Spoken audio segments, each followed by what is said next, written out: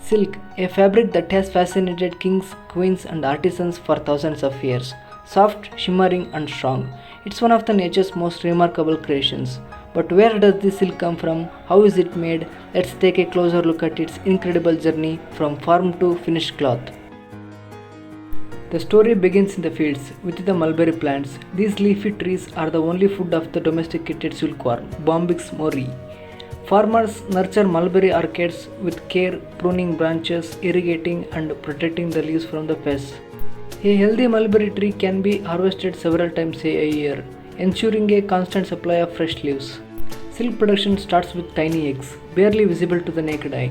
These eggs hatch into small larvae in about 10 days, depending on temperature and humidity. The larvae feed non-stop on mulberry leaves. They pass through 5 growth stages known as instars, shedding their skin each time.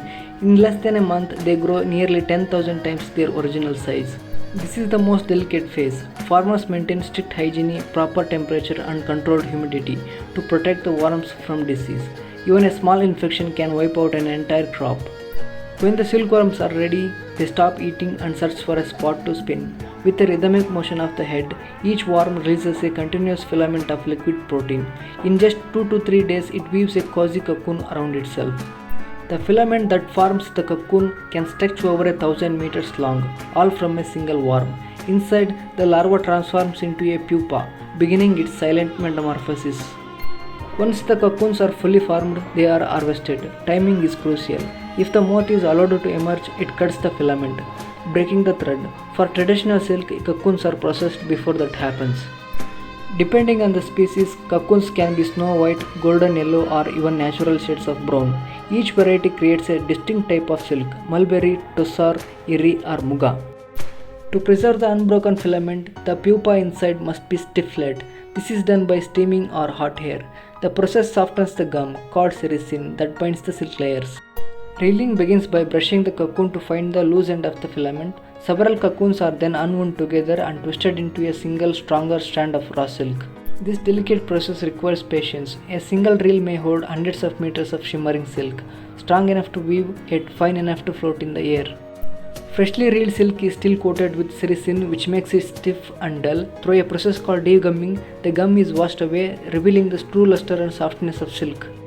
The threads are twisted, combined, and prepared as yarn. This stage, known as throwing, gives the silk its strength and prepares it for weaving.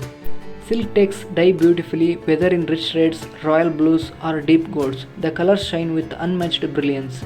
Next comes weaving. On looms, sometimes traditional handlooms, sometimes modern machines, the yarns are interlaced into fabric, from simple weaves into intricate brocades. Every region has its own techniques and designs. After weaving, the fabric is finished, washed, softened, and sometimes given a glossy touch. The result is a fabric that's light, strong, and radiant. Silk has endless uses: saris in India, kimonos in Japan, luxury scarves in France, and ties across the world. Its timeless appeal makes it a global treasure. Conventional silk production sacrifices the pupa to keep filaments intact, but alternatives exist. In piece silk, the moths are allowed to emerge naturally. Though the threads are shorter, many see this as a more compassionate choice. From the careful hands of farmers to the patience of silkworms to the skill of reelers and weavers, silk is more than a fabric. It is a story of nature, tradition, and artistry woven together. So the next time you touch silk, remember the journey it has taken, from a single mulberry leaf to a timeless masterpiece of cloth.